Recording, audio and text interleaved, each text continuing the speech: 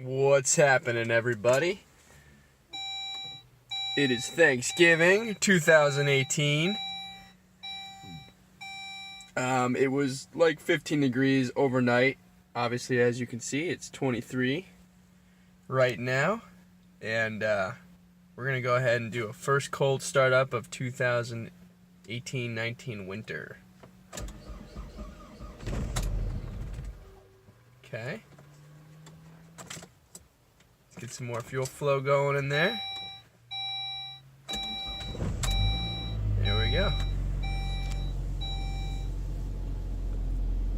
Car is 16, what is it, 2002, 2018, there you go, 16 years old. And still running good.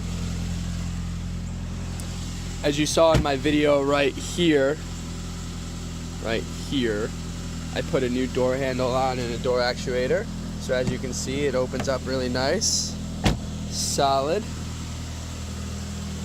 And the car sounds pretty good. A little cold start action. Yep, gotta love the good old Saabs.